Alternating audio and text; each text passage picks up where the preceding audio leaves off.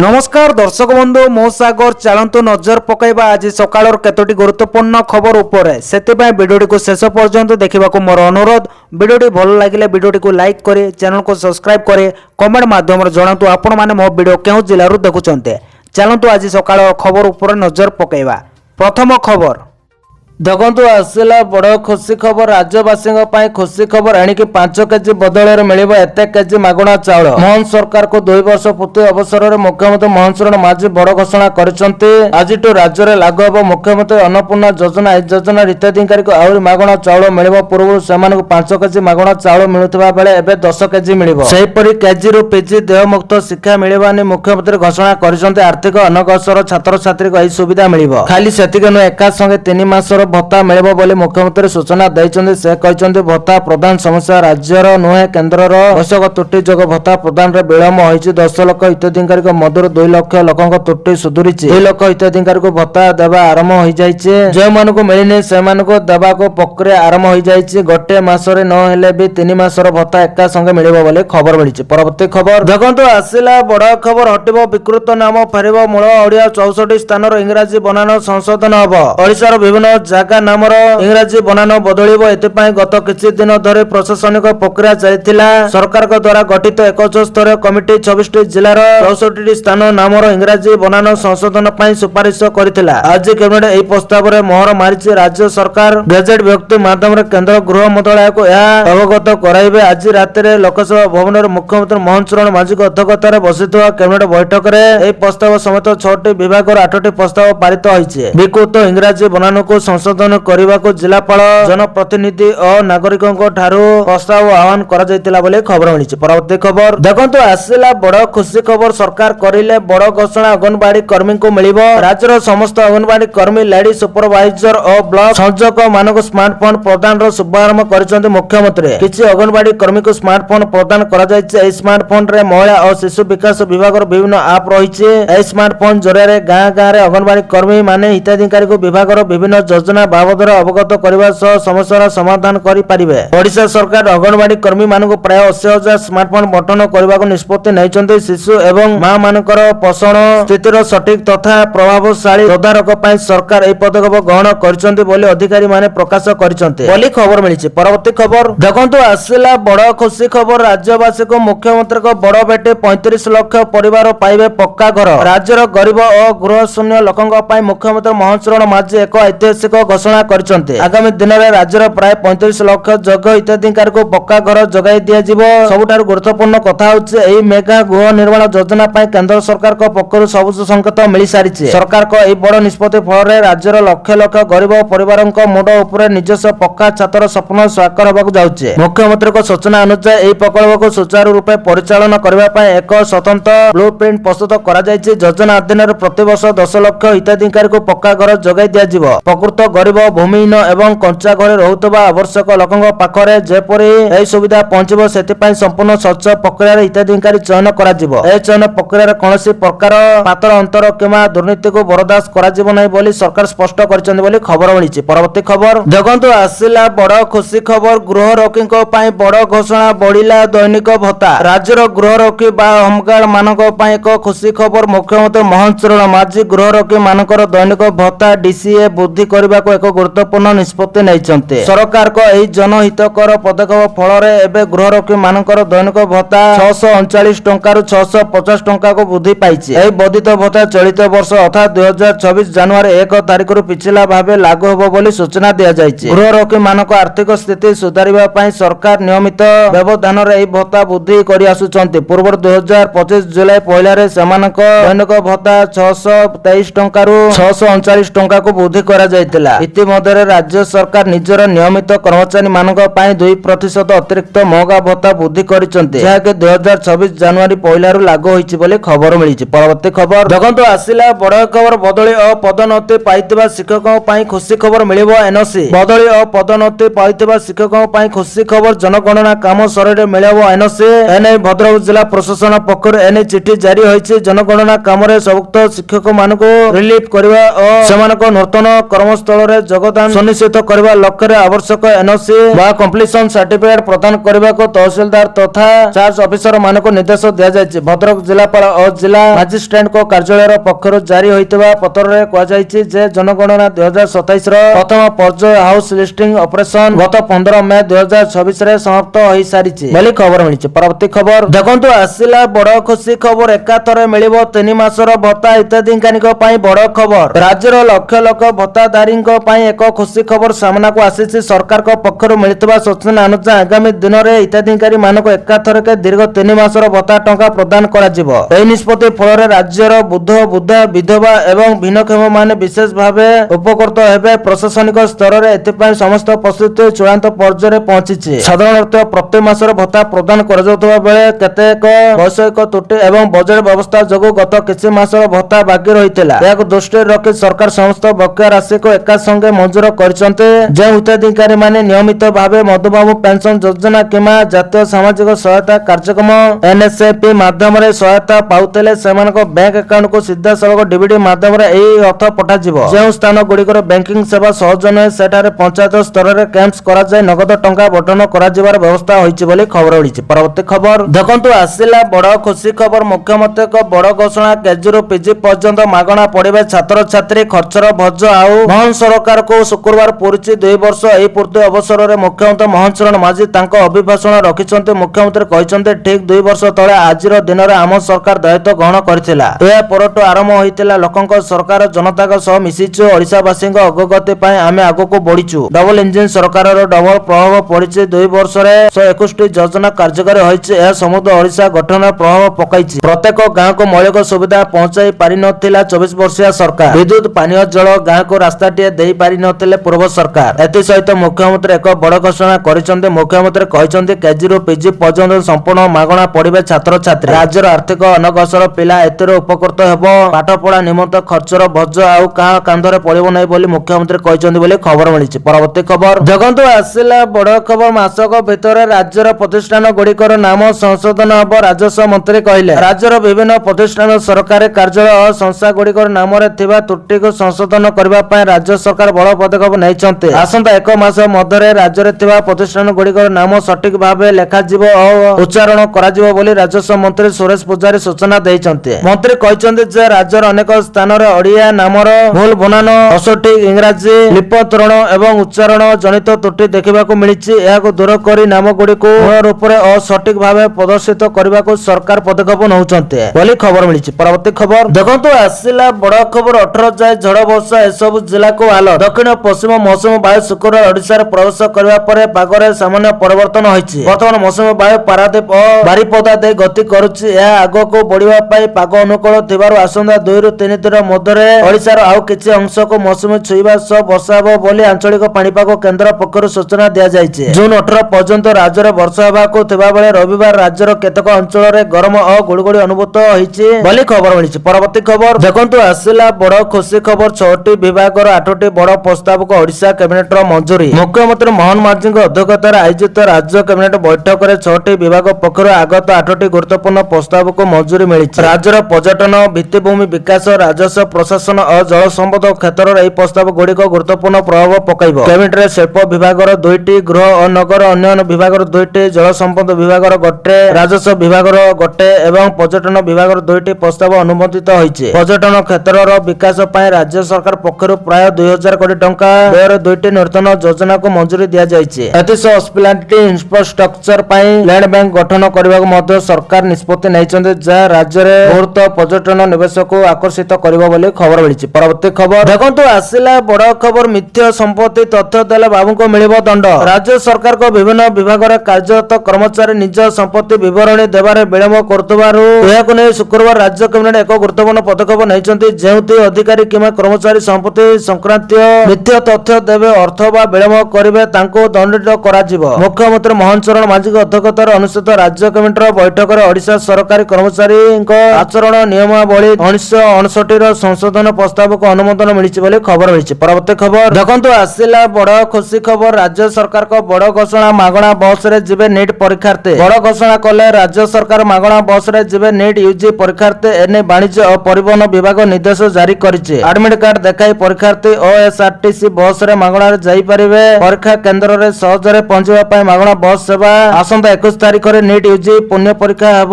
ରାଜ୍ୟର 134ଟି ପରୀକ୍ଷା କେନ୍ଦ୍ରରେ 56,983 ଜଣ ପରୀକ୍ଷା ଦେବେ ଛାତ୍ରଛାତ୍ରୀ ବୋଲି ଖବର ମିଳିଛି। ପରବର୍ତ୍ତୀ ଖବର ଦେଖନ୍ତୁ, ଆସିଲା ବଡ଼ ଖବର। 19-20 ତାରିଖରେ ଓଡ଼ିଶା ଆସିବେ ରାଷ୍ଟ୍ରପତି ଓ ପ୍ରଧାନମନ୍ତ୍ରୀ। ଓଡ଼ିଶା ଆସିବେ ଦେଶର ସର୍ବୋଚ୍ଚ ଦୁଇ ନେତୃତ୍ୱ ରାଷ୍ଟ୍ରପତି ଓ ପ୍ରଧାନମନ୍ତ୍ରୀ। ଆସନ୍ତା 19 ଓ 20 ତାରିଖରେ ହେବାକୁ ଥିବା ଏହି ଗୁରୁତ୍ୱପୂର୍ଣ୍ଣ ରାଜ୍ୟ ଗସ୍ତକୁ ନେଇ ଏବେଠାରୁ ଜୋରଦାର ପ୍ରସ୍ତୁତି ଆରମ୍ଭ ହୋଇଯାଇଛି। ସୁରକ୍ଷା ବ୍ୟବସ୍ଥା, ଯାତାୟାତ ବ୍ୟବସ୍ଥା ଓ କାର୍ଯ୍ୟକ୍ରମ ସ୍ଥଳ ନିରୀକ୍ଷଣକୁ ନେଇ ପ୍ରଶାସନ ତତ୍ପର ହୋଇ ଉଠିଛି। ସୂଚନା ଅନୁଯାୟୀ ରାଷ୍ଟ୍ରପତି ତାଙ୍କ ଗସ୍ତ ସମୟରେ କିଛି ଅଧିକାରୀଙ୍କ କାର୍ଯ୍ୟକ୍ରମରେ ଅଂଶଗ୍ରହଣ କରିବେ। ସେହିପରି ପ୍ରଧାନମନ୍ତ୍ରୀ ମଧ୍ୟ ବିଭିନ୍ନ ଉନ୍ନୟନ ଯୋଜନାର ଶୁଭାରମ୍ଭ କରିବା ସହ କେତେକ ମୁଖ୍ୟ ପ୍ରକଳ୍ପକୁ ଲୋକାର୍ପଣ କରିବେ ବୋଲି ଆଶା କରାଯାଉଛି। ଏହି ଗସ୍ତକୁ ନେଇ ରାଜ୍ୟ ପ୍ରଶାସନ ଓ ପୋଲିସ ବିଭାଗ ସହଯୋଗରେ ବିଶେଷ ସୁରକ୍ଷା ଯୋଜନା ପ୍ରସ୍ତୁତ କରୁଛି ବୋଲି ଖବର ମିଳିଛି। ପରବର୍ତ୍ତୀ ଖବର ଦେଖନ୍ତୁ, ଆସିଲା ବଡ଼ ଖବର। ଆନନ୍ଦ ବଜାର ଓ ଶ୍ରୀ ପତିତ ପାବନ ସର୍ତ୍ତାବଳୀକୁ ମିଳିଲା ପେଟେଣ୍ଟ। ଦ୍ୱାଦଶ ଶତାବ୍ଦୀର ପୁରୀ ଶ୍ରୀଜଗନ୍ନାଥ ମନ୍ଦିର ପବିତ୍ରତା ଓ ପରିଚୟକୁ ସୁରକ୍ଷିତ ରଖିବା ପାଇଁ ଏକ ସ୍ମରଣୀୟ ପଦକ୍ଷେପ ନିଆଯାଇଛି। ଶ୍ରୀମନ୍ଦିର ସହିତ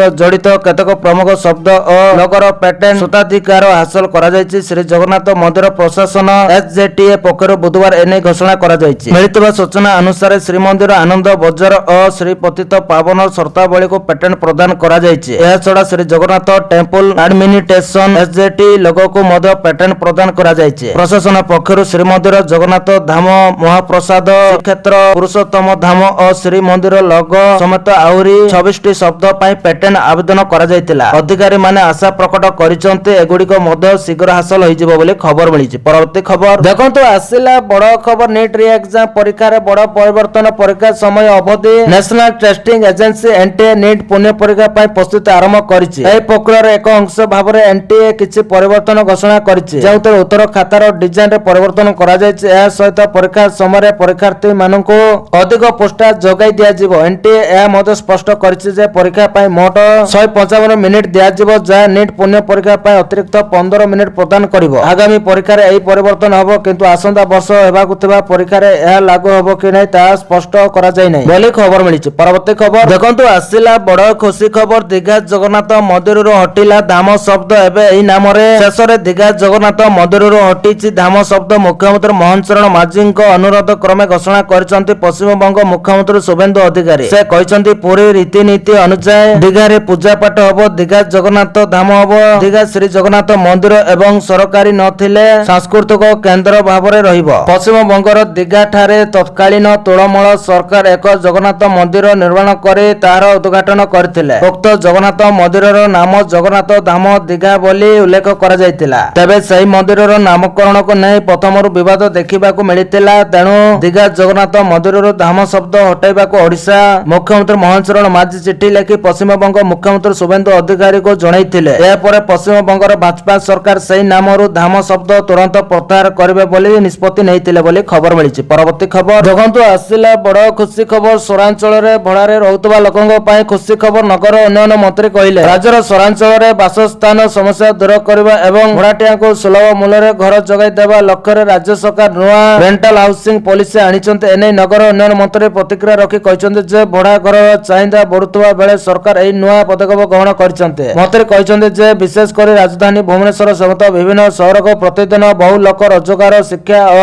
ବ୍ୟବସାୟିକ କାରଣରୁ ଆସୁଛନ୍ତି, କିନ୍ତୁ ସେମାନଙ୍କ ପାଇଁ ସୁଲଭ ଦରରେ ଭଡ଼ା ଘର ଉପଲବ୍ଧ ହେଉନଥିବାରୁ ବସତି ବୃଦ୍ଧି ପାଉଛି। ଏହି ସମସ୍ୟାର ସମାଧାନ ପାଇଁ ସରକାର ରେଣ୍ଟାଲ ହାଉସିଂ ବ୍ୟବସ୍ଥାକୁ ଗୁରୁତ୍ୱ ଦେଇଛନ୍ତି। ତାଙ୍କ କହିବା ଅନୁଯାୟୀ ରାଜ୍ୟର ସମସ୍ତ ସହରାଞ୍ଚଳରେ କାର୍ଯ୍ୟକ୍ରମରେ ରେଣ୍ଟାଲ ହାଉସ୍ ନିର୍ମାଣ କରାଯିବ। ଏଥିସହ ସରକାରୀ ଆବାସ ଯୋଜନା ଅଧୀନରେ ନିର୍ମିତ ଘର ଗୁଡ଼ିକ ମଧ୍ୟ ଭଡ଼ାରେ ଦିଆଯିବାର ବ୍ୟବସ୍ଥା କରାଯିବ। ଫଳରେ ନିମ୍ନ ଓ ମଧ୍ୟମ ଆୟ ବର୍ଗର ଲୋକମାନେ ସହଜରେ ଘର ପାଇପାରିବେ ବୋଲି ଖବର ମିଳିଛି। ପରବର୍ତ୍ତୀ ଖବର ଦେଖନ୍ତୁ, ଆସିଲା ବଡ଼ ଖୁସି ଖବର। ନିଯୁକ୍ତି ପାଇବେ ପ୍ରଫେସର ଓ ଆସୋସିଏଟ ପ୍ରଫେସର। ରାଜ୍ୟର ସ୍ୱାସ୍ଥ୍ୟ ବ୍ୟବସ୍ଥାକୁ ଆହୁରି ମଜବୁତ କରାଯିବ, ଲୋକଙ୍କ ନିକଟରେ ଉନ୍ନତ ମାନର ଚିକିତ୍ସା ସେବା ପହଞ୍ଚିବ। ସେଥିପାଇଁ ଓଡ଼ିଶା ସରକାର ଏକ ମହତ୍ୱପୂର୍ଣ୍ଣ ପଦକ୍ଷେପ ନେଇଛନ୍ତି। ରାଜ୍ୟର ବିଭିନ୍ନ ସରକାରୀ ମେଡିକାଲ କଲେଜ ଓ ଚିକିତ୍ସା ଶିକ୍ଷାନୁଷ୍ଠାନ ଗୁଡ଼ିକରେ ବିଶେଷଜ୍ଞ ଡାକ୍ତର ଓ କର୍ମଚାରୀଙ୍କୁ ନିଯୁକ୍ତି ଦେବେ। ଶିକ୍ଷାଦାନ ଓ ରୋଗୀଙ୍କୁ ସେବା ଯୋଗାଇବା ପାଇଁ ମୋଟ 755ଟି ନୂତନ ପଦବୀ ମଞ୍ଜୁର କରିଛନ୍ତି ରାଜ୍ୟ ସରକାର। ମଞ୍ଜୁର ହୋଇଥିବା ପଦବୀ ଗୁଡ଼ିକ ମଧ୍ୟରେ 7ଟି ପ୍ରଫେସର, 35ଟି ଆସୋସିଏଟ ପ୍ରଫେସର, 50ଟି ଆସିଷ୍ଟାଣ୍ଟ ପ୍ରଫେସର, 29ଟି ଟ୍ୟୁଟର, 248ଟି ସିନିୟର ରେସିଡେଣ୍ଟ, 190ଟି ଜୁନିୟର ରେସିଡେଣ୍ଟ MBBS, 112ଟି କାଜୁଆଲିଟି ମେଡିକାଲ ଅଫିସର CMO ଏବଂ 84ଟି ବ୍ଲଡ ବ୍ୟାଙ୍କ ଅଫିସର BBO ପଦବୀ ରହିଛି। ଏହି ପଦବୀ ଗୁଡ଼ିକ ପୂରଣ ହେବା ପରେ ମେଡିକାଲ କଲେଜ ଗୁଡ଼ିକରେ ଶିକ୍ଷକ ଏବଂ ଚିକିତ୍ସକଙ୍କ ଉପଲବ୍ଧତା ବୃଦ୍ଧି ପାଇବ,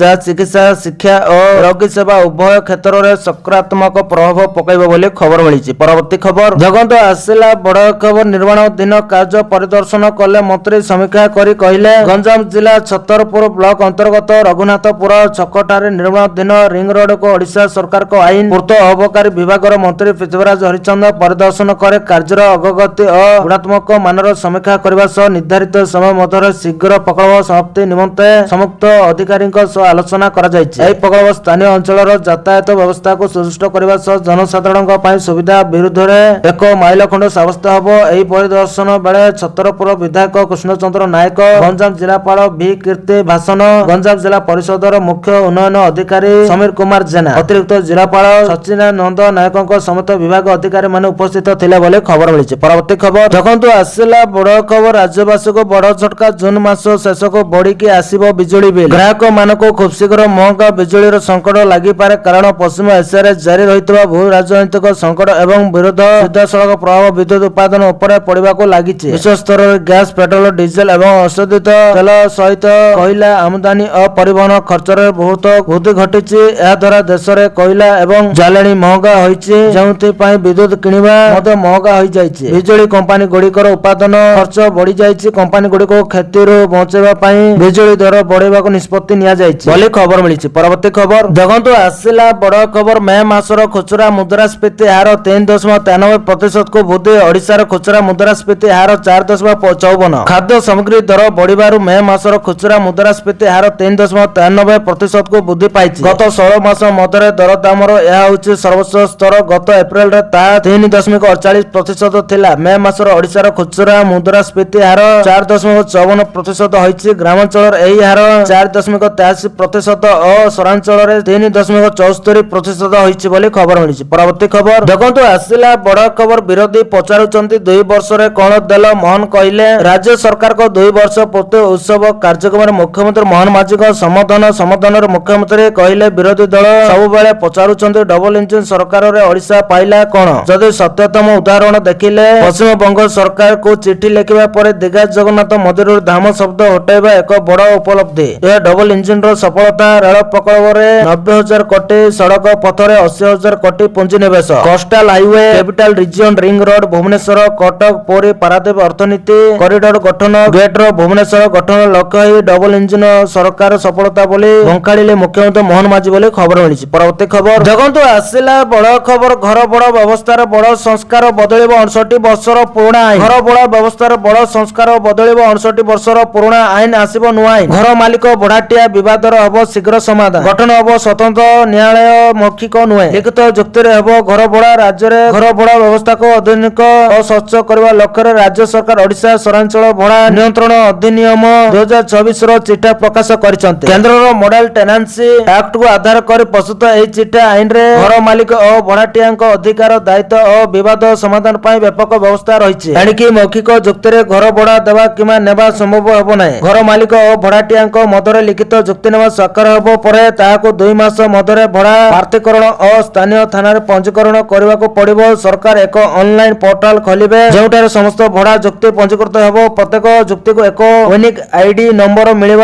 ଏହା ଦ୍ୱାରା ଭଡ଼ା ସମ୍ପର୍କିତ ବିବାଦରେ ତଥ୍ୟ ଯାଞ୍ଚ ସହଜ ହେବ ବୋଲି ଖବର ମିଳିଛି। ପରବର୍ତ୍ତୀ ଖବର, ଦେଖନ୍ତୁ ଆସିଲା ବଡ଼ ଖବର। 16 ବର୍ଷର କମ ପିଲାଙ୍କ ପାଇଁ ସୋସିଆଲ ମିଡିଆ ନିଷେଧ। କାନାଡା ସରକାରଙ୍କ ଏକ ନୂଆ ଆଇନ ପ୍ରଣୟନ କରିବାକୁ ପ୍ରସ୍ତୁତି ଆରମ୍ଭ କରିଛନ୍ତି। ଏହି ଆଇନ 16 ବର୍ଷର କମ ବୟସର ପିଲାମାନଙ୍କୁ ସୋସିଆଲ ମିଡିଆ ଆକାଉଣ୍ଟ ଜାରି କରିବାରେ ନିଷେଧ କରିପାରିବ। ସରକାର କହିଛନ୍ତି ଯେ ଇଣ୍ଟରନେଟ ଏବଂ ସୋସିଆଲ ମିଡିଆରେ ବର୍ଦ୍ଧିତ ବିପଦରୁ ପିଲାମାନଙ୍କୁ ସୁରକ୍ଷା ଦେବା ପାଇଁ ଏହି ପଦକ୍ଷେପ ନିଆଯାଉଛି। ତଥାପି ଯଦି ସୋସିଆଲ ମିଡିଆ କମ୍ପାନୀ ଗୁଡ଼ିକ ପ୍ରମାଣ ଦିଅନ୍ତି ଯେ ସେମାନଙ୍କର ପ୍ଲାଟଫର୍ମ ପିଲାମାନଙ୍କ ପାଇଁ ସୁରକ୍ଷିତ ଏବଂ ପର୍ଯ୍ୟାପ୍ତ ସୁରକ୍ଷା ବ୍ୟବସ୍ଥା ରହିଛି, ତେବେ ସେମାନେ ଏହି ନିୟମରୁ ମୁକ୍ତ ହୋଇପାରିବେ ବୋଲି ଖବର ମିଳିଛି। ପରବର୍ତ୍ତୀ ଖବର, ଦେଖନ୍ତୁ ଆସିଲା ବଡ଼ ଖବର। ମୋହନ ସରକାରଙ୍କ ବଡ଼ ଘୋଷଣା। ସରକାରୀ କର୍ମଚାରୀଙ୍କ 2ଟି ପିଲା ଥିଲେ। ସରକାରୀ କର୍ମଚାରୀ ଏବଂ ଚାକିରି ଆଶାୟୀ ମାନଙ୍କ ପାଇଁ ଏକ ବଡ଼ ଖବର ଆସିଛି। ସେମାନେ ଆଉ 2 ସନ୍ତାନ ନିୟମର ଅଧୀନରେ ରହିବେ ନାହିଁ। ମଧ୍ୟପ୍ରଦେଶ ମୁଖ୍ୟମନ୍ତ୍ରୀ ମୋହନ ଯାଦବ ନୂତନ ପ୍ରସ୍ତାବକୁ ପ୍ରତ୍ୟାହାର କରିବାକୁ ନିର୍ଦ୍ଦେଶ ଦେଇଛନ୍ତି ଏବଂ ବିଦ୍ୟମାନ ନିୟମକୁ ଉଚ୍ଛେଦ କରିବାକୁ ଘୋଷଣା କରିଛନ୍ତି। ମଧ୍ୟପ୍ରଦେଶର ଭାଜପା ସରକାରଙ୍କ ଏହି ନିଷ୍ପତ୍ତିକୁ ବର୍ତ୍ତମାନର ସରକାରୀ କର୍ମଚାରୀ ଏବଂ ସରକାରୀ ଚାକିରି ପାଇଁ ପ୍ରସ୍ତୁତ ହେଉଥିବା ଯୁବକ ଯୁବତୀ ଉଭୟଙ୍କ ପାଇଁ ଏକ ବଡ଼ ଆଶ୍ୱସ୍ତି ଭାବରେ ସ୍ୱାଗତ କରାଯାଉଛି। 2001 ମସିହାରେ କାର୍ଯ୍ୟକାରୀ ହୋଇଥିବା ବ୍ୟବସ୍ଥା ଅନୁଯାୟୀ 2ରୁ ଅଧିକ ସନ୍ତାନ ଥିବା ପ୍ରାର୍ଥୀମାନଙ୍କୁ ସରକାରୀ ଚାକିରି ପାଇଁ ଅଯୋଗ୍ୟ ବିବେଚିତ କରାଯାଇଥିଲା। ମୁଖ୍ୟମନ୍ତ୍ରୀଙ୍କ ହସ୍ତକ୍ଷେପ ପରେ ଏହି ବ୍ୟବସ୍ଥାକୁ ହଟାଇବା ଏବଂ ନିୟମର ଏକ ନୂତନ ସଂସ୍କରଣ ପ୍ରସ୍ତୁତ କରିବା ପ୍ରକ୍ରିୟା ଏବେ ଆରମ୍ଭ ହେବ। ମୁଖ୍ୟମନ୍ତ୍ରୀ ଡକ୍ଟର ମୋହନ ଯାଦବ ସାଧାରଣ ପ୍ରଶାସନ ବିଭାଗ ଦ୍ୱାରା ପ୍ରସ୍ତୁତ ମଧ୍ୟପ୍ରଦେଶ ସିଭିଲ ସେବା ନିୟମର ଡ୍ରାଫ୍ଟ ଉପରେ ନଜର ରଖିଛନ୍ତି। ସେ 2ଟି ସନ୍ତାନର ଶତାଧିକ ସୀମା ସମ୍ପର୍କରେ ପ୍ରସ୍ତାବିତ ବ୍ୟବସ୍ଥାକୁ ଉଚ୍ଛେଦ କରିବାକୁ ନିର୍ଦ୍ଦେଶ ଦେଇଛନ୍ତି। ଏହା ସହିତ ସେ ସରକାରୀ ପୋର୍ଟାଲରୁ ବିଦ୍ୟମାନ ଡ୍ରାଫ୍ଟକୁ ତୁରନ୍ତ ହଟାଇବା ପାଇଁ ସ୍ପଷ୍ଟ ନିର୍ଦ୍ଦେଶ ଜାରି କରିଛନ୍ତି ବୋଲି ଖବର ମିଳିଛି। ପରବର୍ତ୍ତୀ ଖବର ଦେଖନ୍ତୁ, ଆସିଲା ବଡ ଖୁସି ଖବର। ମହିଳାକୁ ମିଳିବ ମାସିକ 3000 ଟଙ୍କା। ମହିଳାମାନଙ୍କ ଆର୍ଥିକ ସଶକ୍ତିକରଣ ପାଇଁ ଅନ୍ନପୂର୍ଣ୍ଣା ଭଣ୍ଡାର ଯୋଜନା ଆରମ୍ଭ କରିଛନ୍ତି ପଶ୍ଚିମବଙ୍ଗରେ ନୂଆ ସରକାର। ପଶ୍ଚିମବଙ୍ଗରେ ନୂଆ ସରକାର ଗଠନ ହେବା ପରେ ଶୁଭେନ୍ଦୁ ସରକାର ବଙ୍ଗଳାରେ ମହିଳାମାନଙ୍କ ପାଇଁ ଅନ୍ନପୂର୍ଣ୍ଣା ଭଣ୍ଡାର ଯୋଜନା ଆରମ୍ଭ କରିଛନ୍ତି। ଏହି ଯୋଜନା ଅଧୀନରେ ମହିଳାମାନଙ୍କ ଆକାଉଣ୍ଟକୁ 3000 ଟଙ୍କାର ଆର୍ଥିକ ସହାୟତା ପଠାଇବା ଆରମ୍ଭ କରାଯାଇଛି। ଏହି ଟଙ୍କା ଡିବିଟି ବା ପ୍ରତ୍ୟକ୍ଷ ଲାଭ ହସ୍ତାନ୍ତର ମାଧ୍ୟମରେ ସିଧାସଳଖ ବ୍ୟାଙ୍କ ଖାତାକୁ ଆସିବ ବୋଲି ଖବର ମିଳିଛି। ପରବର୍ତ୍ତୀ ଖବର ଦେଖନ୍ତୁ, ଆସିଲା ବଡ ଖବର। ସାବଧାନ, ପେଟ୍ରୋଲ ଡିଜେଲ କିଣିବା ଉପରେ ଲାଗିଲା କଟକଣା। ପେଟ୍ରୋଲ ଏବଂ ଡିଜେଲ ଯୋଗାଣକୁ ନେଇ କେନ୍ଦ୍ର ସରକାର ଏକ ବଡ ନିଷ୍ପତ୍ତି ନେଇଛନ୍ତି। ପେଟ୍ରୋଲିୟମ ଏବଂ ପ୍ରାକୃତିକ ଗ୍ୟାସ ମନ୍ତ୍ରାଳୟ ପେଟ୍ରୋଲ ପମ୍ପ ଗୁଡିକରୁ ଇନ୍ଧନ କିଣିବା ଉପରେ କିଛି କଟକଣା ଲଗାଇଛନ୍ତି। ନୂଆ ନିର୍ଦ୍ଦେଶ ଅନୁଯାୟୀ ଏବେ ଫ୍ୟାକ୍ଟ୍ରି ଏବଂ ବଡ ବଡ କମ୍ପାନୀ ଗୁଡିକ ପେଟ୍ରୋଲ ପମ୍ପରୁ ତେଲ କିଣି ପାରିବେ ନାହିଁ ଏବଂ ଜଣେ ଗ୍ରାହକକୁ ଗୋଟିଏ ଦିନରେ 200 ଲିଟର ଅଧିକ ଡିଜେଲ ଦିଆଯିବ ନାହିଁ। ଏହି ନିୟମ ତୁରନ୍ତ କାର୍ଯ୍ୟକାରୀ କରାଯାଇଛି। ସରକାରଙ୍କ ନିର୍ଦ୍ଦେଶ ମୁତାବକ ଏବେ ଶିଳ୍ପ ଭିତ୍ତିକ ବ୍ୟବସାୟିକ କମର୍ସିଆଲ ଏବଂ ସଂସ୍ଥାନିକ ଗ୍ରାହକ ମାନେ ପେଟ୍ରୋଲ ପମ୍ପରୁ ପେଟ୍ରୋଲ କିମ୍ବା ଡିଜେଲ କିଣି ପାରିବେ ନାହିଁ। ସେମାନଙ୍କୁ ନିଜ ଆବଶ୍ୟକତାର ଇନ୍ଧନ କେବଳ ନିଜ କନଜ୍ୟୁମର ପମ୍ପରୁ ହିଁ ନେବାକୁ ହେବ। ଅର୍ଥାତ ବଡ କ୍ରେତା ମାନଙ୍କ ପାଇଁ ପେଟ୍ରୋଲ ପମ୍ପର ରାସ୍ତା ବନ୍ଦ କରି ଦିଆଯାଇଛି ବୋଲି ଖବର ମିଳିଛି। ପରବର୍ତ୍ତୀ ଖବର ପ୍ରଥମ ଥର ପାଇଁ 12ଟି ପରମାଣୁ ଅସ୍ତ୍ର ମୁତୟନ କଲା ଭାରତ। ବିଶ୍ୱର ଅସ୍ତ୍ରଶସ୍ତ୍ର ଉପରେ ନଜର ରଖୁଥିବା ଅନ୍ତର୍ଜାତୀୟ ସଂସ୍ଥା SIPRI ର ସତ୍ୟତମ ରିପୋର୍ଟ ଅନୁଯାୟୀ ଭାରତ କମ ସେ କମ 12ଟି ପରମାଣୁ ଅସ୍ତ୍ରକୁ ଅପରେସନାଲ ଅର୍ଥାତ ବ୍ୟବହାର ପାଇଁ ସମ୍ପୂର୍ଣ୍ଣ ପ୍ରସ୍ତୁତ ଅବସ୍ଥାରେ ମୁତୟନ କରିଛି। ଏହାର ଅର୍ଥ ହେଉଛି ଭାରତ ଯୁଦ୍ଧପଥ, ପଣ୍ଡୁବି କିମ୍ବା ଅନ୍ୟାନ୍ୟ ସାମରିକ ପ୍ଲାଟଫର୍ମରେ କିଛି ପରମାଣୁ ଅସ୍ତ୍ର ସର୍ବଦା ବ୍ୟବହାର ପାଇଁ ପ୍ରସ୍ତୁତ ରଖାଯାଇଛି। ରିପୋର୍ଟରେ କୁହାଯାଇଛି ଯେ ଚୀନ ଏବଂ ପାକିସ୍ତାନ ଠାରୁ ରହିଥିବା ସମ୍ଭାବ୍ୟ ବିପଦକୁ ଦୃଷ୍ଟିରେ ରଖି ଭାରତ ଏହି ପଦକ୍ଷେପ ଗ୍ରହଣ କରିଛି। ଯଦି କୌଣସି ଦେଶ ଭାରତ ବିରୋଧରେ ପରମାଣୁ ଆକ୍ରମଣ କରିବାର ପ୍ରୟାସ କରେ ତେବେ ଭାରତ ତୁରନ୍ତ ପାଲଟା ପରମାଣୁ ଆକ୍ରମଣ କରିବାର କ୍ଷମତା ରଖିଛି ବୋଲି ଏଥିରେ ଉଲ୍ଲେଖ କରାଯାଇଛି। ଏହି ଦାବି ଭାରତର ପୂର୍ବତନ ପରମାଣୁ ବ୍ୟବସ୍ଥା ଠାରୁ ସମ୍ପୂର୍ଣ୍ଣ ଭିନ୍ନ ବୋଲି ଖବର ମିଳିଛି। ପରବର୍ତ୍ତୀ ଖବର ଦେଖନ୍ତୁ, ଆସିଲା ବଡ ଖୁସି ଖବର। ଏହି ଦିନ ଖାତାକୁ ଆସିବ PM କିଷାନ ଯୋଜନାର 23ତମ କିସ୍ତି ଟଙ୍କା। ପ୍ରଧାନମନ୍ତ୍ରୀ କିଷାନ ସମ୍ମାନ ନିଧି ଯୋଜନାର ହିତାଧିକାରୀ ଦେଶର କୋଟି କୋଟି ଚାଷୀଙ୍କ ପାଇଁ ଏକ ଗୁରୁତ୍ୱପୂର୍ଣ୍ଣ ଖବର ଅଛି। 13 ମାର୍ଚ୍ଚ 2024ରେ ପୂର୍ବ 22ତମ କିସ୍ତି ପାଇ ଟଙ୍କା ସ୍ଥାନାନ୍ତର ହେବା ପରଠାରୁ ସମସ୍ତେ ପରବର୍ତ୍ତୀ କିସ୍ତି ପାଇଁ ଉତ୍ସାହର ସହିତ ଅପେକ୍ଷା କରିଛନ୍ତି। ଯଦି ଆପଣ ମଧ୍ୟ ଭାବୁଛନ୍ତି ଯେ ପରବର୍ତ୍ତୀ ସମୟରେ ଆପଣଙ୍କ ବ୍ୟାଙ୍କ ଆକାଉଣ୍ଟରେ 2000 ଟଙ୍କା ଆର୍ଥିକ ସହାୟତା କେବେ ଜମା ହେବ, ପ୍ରଧାନମନ୍ତ୍ରୀ କିଷାନ ଯୋଜନାର ନିୟମ ଅନୁଯାୟୀ ସରକାର ଚାଷୀମାନଙ୍କୁ ବାର୍ଷିକ 6000 ଟଙ୍କା ଆର୍ଥିକ ସହାୟତା ପ୍ରଦାନ କରନ୍ତି, ଯାହାକି 3ଟି ପୃଥକ କିସ୍ତିରେ ସିଧାସଳଖ ସେମାନଙ୍କ ବ୍ୟାଙ୍କ ଆକାଉଣ୍ଟକୁ ସ୍ଥାନାନ୍ତରିତ କରାଯାଏ। 22ତମ କିସ୍ତି ମାର୍ଚ୍ଚ ମାସରେ ଜାରି ହୋଇସାରିଛି। ତେଣୁ ନିର୍ଦ୍ଧାରିତ 4 ମାସର ଚକ୍ର ଉପରେ ଆଧାର କରି 23ତମ କିସ୍ତି 2024 ଜୁନରୁ ଜୁଲାଇ ମଧ୍ୟରେ ପ୍ରଦାନ କରାଯିବାର ଆଶା କରାଯାଉଛି। ହେଲେ ସରକାର ଏପର୍ଯ୍ୟନ୍ତ ଆନୁଷ୍ଠାନିକ ଭାବରେ ଏକ ନିର୍ଦ୍ଦିଷ୍ଟ ତାରିଖ ଘୋଷଣା କରିନାହାନ୍ତି। କିନ୍ତୁ ଜୁନ ମାସ ଆରମ୍ଭ ହେବା ସହିତ କୃଷି ମନ୍ତ୍ରାଳୟ ଏଥିପାଇଁ ପ୍ରସ୍ତୁତି ଆରମ୍ଭ କରିଦେଇଛନ୍ତି। ସାଧାରଣତଃ କିସ୍ତି ପ୍ରକାଶ ହେବାର 1 କିମ୍ବା 2 ସପ୍ତାହ ପୂର୍ବରୁ ସରକାରୀ ପୋର୍ଟାଲରେ ଚୂଡ଼ାନ୍ତ ତାରିଖ ଘୋଷଣା କରାଯାଏ। ତେଣୁ ଚାଷୀମାନେ ମୌସୁମୀର ଆଗମନ ସହିତ ଏହି ଆନନ୍ଦଦାୟକ କିସ୍ତି ସେମାନଙ୍କ ଆକାଉଣ୍ଟରେ ପହଞ୍ଚିବାକୁ ଅପେକ୍ଷା କରିପାରିବେ ବୋଲି ଖବର ମିଳିଛି। ପରବର୍ତ୍ତୀ ଖବର ଦେଖନ୍ତୁ, ଆସିଲା ବଡ ଖବର। ଆରବ ସାଗର ଗଭୀର ପାଣି ତଳେ ଓମାନରୁ ଗୁଜରାଟକୁ ବିଛାଯିବ ପାଇପଲାଇନ। ଓମାନରୁ ଭାରତର ଗୁଜରାଟ ପର୍ଯ୍ୟନ୍ତ ବିଛାଯିବ ପାଇପଲାଇନ। ଏହି ପାଇପଲାଇନରେ ନିରବଚ୍ଛିନ୍ନ ପ୍ରାକୃତିକ ଗ୍ୟାସ ଯୋଗାଣ ହୋଇପାରିବ। ଆରବ ସାଗରରେ ପ୍ରାୟ 2000 କିଲୋମିଟର ଲମ୍ବା ଗଭୀର ସମୁଦ୍ରରେ ଏହି ଗ୍ୟାସ ପାଇପଲାଇନ ବିଛାଯିବ। ଏଥିପାଇଁ ପ୍ରସ୍ତୁତି ଆରମ୍ଭ ହୋଇଛି। ଗତ 3 ଦଶନ୍ଧି ମଧ୍ୟରେ ଏହି ପ୍ରକଳ୍ପର ଅନେକ ଥର ସମୀକ୍ଷା କରାଯାଇଛି, କିନ୍ତୁ ଅଧିକ ଖର୍ଚ୍ଚ, ବୈଷୟିକ ବାଧା ଓ ବ୍ୟବସାୟିକ ଅସୁବିଧା ଯୋଗୁଁ ଆଗକୁ ବଢି ପାରିନଥିଲା। ବର୍ତ୍ତମାନ ଏହି ପ୍ରସ୍ତାବକୁ ସମର୍ଥନ କରୁଥିବା ଘରୋଇ ଗୋଷ୍ଠୀ SSG ଦ୍ୱାରା ମାର୍ଗ ଓ ଏହାର ଇଞ୍ଜିନିୟରିଂ ଚ୍ୟାଲେଞ୍ଜର ମୂଲ୍ୟାଙ୍କନ କରିବା ପାଇଁ ସମୁଦ୍ର ତଳ ସର୍ବେକ୍ଷଣ ସହିତ ବୈଷୟିକ ଏବଂ ଆର୍ଥିକ ଅଧ୍ୟୟନ ସମ୍ପୂର୍ଣ୍ଣ କରିବା ପରେ ଏହି ପ୍ରକଳ୍ପକୁ ନୂଆ ଗତି ମିଳିଛି। କେତେ ଖର୍ଚ୍ଚ ହେବ? ଅନୁମାନ କରାଯାଉଛି ଏହି ପ୍ରକଳ୍ପ ଅଧୀନରେ ପ୍ରାୟ 40,000 କୋଟି ଟଙ୍କା ଖର୍ଚ୍ଚ ହେବ। ଏହି ପାଇପଲାଇନ କାମ ସରିଗଲେ ପ୍ରାକୃତିକ ଗ୍ୟାସର ନିରବଚ୍ଛିନ୍ନ ଯୋଗାଣ ହୋଇପାରିବ, ଯଦି ଏହି ପାଇପଲାଇନ ନିର୍ମାଣ ହୋଇଯାଏ ତାହେଲେ ଖାଡ଼ି ଦେଶ ଓ ଭାରତ ମଧ୍ୟରେ ଏକ ସିଧାସଳଖ ଶକ୍ତି କରିଡର ସ୍ଥାପିତ ହୋଇପାରିବ। ଆଉ ହରମୁଜ ପ୍ରଣାଳୀ ଉପରେ ନିର୍ଭର କରିବାକୁ ପଡିବ ନାହିଁ ବୋଲି ଖବର ମିଳିଛି। ପରବର୍ତ୍ତୀ ଖବର ଦେଖନ୍ତୁ ଆସିଲା ବଡ ଖୁସି ଖବର। 5000 କିମି ଦୂରରେ ବି ଥରରେ ହେବ ଶତ୍ରୁ। ଭାରତକୁ ପ୍ରତିରକ୍ଷା କ୍ଷେତ୍ରରେ ଆହୁରି ଶକ୍ତିଶାଳୀ କରିବା ଉଦ୍ଦେଶ୍ୟରେ ରକ୍ଷା ଅନୁସନ୍ଧାନ ଏବଂ ବିକାଶ ସଂଗଠନ DRDO ଜୁନ 10 ଏବଂ 11 ତାରିଖରେ କ୍ରମାଗତ ଭାବରେ 3ଟି ମିସାଇଲର ସଫଳ ପରୀକ୍ଷଣ କରିଛି। ଏହି ସମୟରେ ବାଲିଷ୍ଟିକ ମିସାଇଲ, ଡିଫେନ୍ସ ଏବଂ ଆଣ୍ଟିସିପ୍ ଜାହାଜ ବିରୋଧୀ ଯୁଦ୍ଧ କ୍ଷମତା ସହ ଜଡ଼ିତ ଗୁରୁତ୍ୱପୂର୍ଣ୍ଣ ପ୍ରଯୁକ୍ତି ବିଦ୍ୟାର ପ୍ରଦର୍ଶନ କରାଯାଇଥିଲା। DRDO କହିଛି ଯେ ଏହି ପରୀକ୍ଷଣ ଗୁଡିକ ମାଧ୍ୟମରେ ଦୂରଗାମୀ ବାଲିଷ୍ଟିକ ମିସାଇଲ ବିପଦ ବିରୋଧରେ ଭାରତର ମଲ୍ଟି ଲେୟାର୍ଡ ଡିଫେନ୍ସ ସିଷ୍ଟମର ପ୍ରଦର୍ଶନ କରାଯାଇଛି। ଏହା ସହିତ ଭାରତ ମଧ୍ୟମ ଦୂରତାରେ ଶତ୍ରୁର ନୌସେନା ଘାଟି କିମ୍ବା ଯୁଦ୍ଧ ଜାହାଜ ଗୁଡିକୁ ଧ୍ୱଂସ କରିବାର କ୍ଷମତା ପ୍ରମାଣିତ କରିଛି ବୋଲି ଖବର ମିଳିଛି। ପରବର୍ତ୍ତୀ ଖବର ଦେଖନ୍ତୁ ଆସିଲା ବଡ ଖବର। ସକ୍ରିୟ ହେଲା ଅଲ ନିନୋ ମରୁଡି, ବନ୍ୟା, ଭୟଙ୍କର ମହାବିନାଶ। ଓଡିଶାରେ ପ୍ରଶାନ୍ତ ମହାସାଗରରେ ଅଲ ନିନୋ ସକ୍ରିୟ ହୋଇଯାଇଛି। ବିଶ୍ୱ ପାଣିପାଗ ସଂଗଠନ WMO ଏବଂ ପାଣିପାଗ ଏଜେନ୍ସି ଗୁଡିକ ଅନୁଯାୟୀ ଏହାର ପ୍ରଭାବରେ ସାରା ବିଶ୍ୱରେ ତାପମାତ୍ରା ବୃଦ୍ଧି ଏବଂ ପାଣିପାଗ ଚକ୍ରରେ ବଡ ଧରଣର ପରିବର୍ତ୍ତନ ଦେଖିବାକୁ ମିଳିବ। ଏହା ବିଶ୍ୱବରେଖୀୟ ପ୍ରଶାନ୍ତ ମହାସାଗରର ପାଣି ଅସ୍ୱାଭାବିକ ଭାବେ ଗରମ ହେବା ସହ ଜଡ଼ିତ ଏକ ପ୍ରାକୃତିକ ଜଳବାୟୁଗତ ଘଟଣା ଅଟେ। ଅଲ ନିନୋର ସକ୍ରିୟତା କାରଣରୁ ବିଶ୍ୱର ବିଭିନ୍ନ ପ୍ରାନ୍ତରେ ବର୍ଷା, ତାପମାତ୍ରା ଏବଂ ପବନର ଶୈଳୀ ପ୍ରଭାବିତ ହୋଇଥାଏ। ଅଲ ନିନୋ ଭାରତୀୟ ମୌସୁମୀକୁ ଦୁର୍ବଳ କରିପାରେ, ଯାହାଦ୍ୱାରା ଭାରତ ଏବଂ ଏହାର ଆଖପାଖ ଅଞ୍ଚଳରେ ସାଧାରଣ ଠାରୁ କମ୍ ବର୍ଷା ଏବଂ ମରୁଡି ପରିସ୍ଥିତି ସୃଷ୍ଟି ହେବାର ଆଶଙ୍କା ବଢିଥାଏ। ଏହାର ପ୍ରଭାବରେ ସାରା ବିଶ୍ୱରେ ପ୍ରଚଣ୍ଡ ଗରମ ଏବଂ ଗ୍ରୀଷ୍ମ ପ୍ରଭାବ ହିଟୱେଭର ପ୍ରକୋପ ବଢିପାରେ। ଧାନ,